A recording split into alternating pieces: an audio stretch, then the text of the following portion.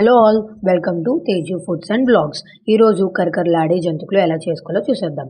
Stove on చేసి కడాయి పెట్టుకొని అందులోకి 6 కప్పుల నీళ్ళను వేసుకొని అందులో 2 స్పూన్స్ జీలకర్ర, 4 స్పూన్ల నువ్వులు, 2 స్పూన్ల కారం, 2 స్పూన్ల ఉప్పు వేసుకొని బాగా కలుపుకోండి.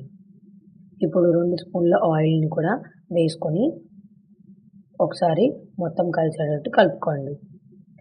ఈ నీళ్లు మరిగే లోపల 1 కప్పు గులసెనపప్పుని మిక్సీ పట్టి పక్కనుంచుకోండి. నీళ్లు మరుగుతున్నప్పుడు 2 కప్పుల కరాచీ నూకను మెల్లగా వేసుకుంటూ కలుపుకోండి. ఇప్పుడు ఈ మిశ్రమం ఒక 5 నిమిషాలు పాటు మగ్గనివ్వాలి కాబట్టి లో ఫ్లేమ్‌లో పెట్టుకొని మూత పెట్టేసి మగ్గనివ్వండి.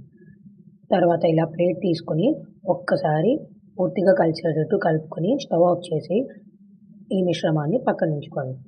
1 కప్పు గులసెనపప్పు ఇంకా 4 కప్పులు బియ్యపు పిండిని ఇలా జల్లెడ పట్టుకోండి.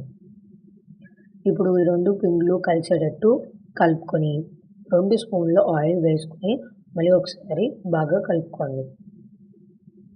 ముందుగా తయారు చేసిన మిశ్రమంలో ఈ పిండిని వేసుకొని బాగా కలిసేటట్టుగా కలుపుకోండి.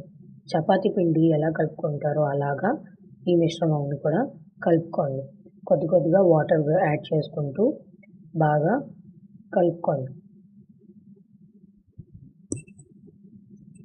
ఇప్పుడు జంతికలు గొట్టానికి ఆయిల్ రాసుకొని ఇలా 3 లేదా 2 కన్నాలున్న కాయిన్ వేసుకొని ఈ మిశ్రమాన్ని యాడ్ చేసి జంతికలను చుట్టుకోవాలి. నేను ఇక్కడ స్ట్రైప్స్ లాగా చేసుకొని ఆ తర్వాత జంతికలని చుట్టుకున్నాను. ఇలా మొత్తం అన్నిటిని ప్రిపేర్ చేసుకొని ఒక పక్కన ఉంచుకోండి. ఇప్పుడు స్టవ్ ఆన్ చేసి కడాయి పెట్టుకొని అందులో ఆయిల్ హీట్ చేసి ఆయిల్‌లోకి జంతికలను వేసుకొని లో టు మీడియం ఫ్లేమ్‌లోకి ఈ జంతికలను బాగా ఫ్రై చేసుకోండి. అంతేనండి, ఒక ప్లేట్‌లోకి ట్రాన్స్‌ఫర్ చేసేసేయండి. ఈ రెసిపీ మీకు నచ్చినట్లయితే లైక్ చేసి, షేర్ చేసి, కామెంట్ చేసి, సబ్స్క్రైబ్ చేసుకోండి. Thanks for watching.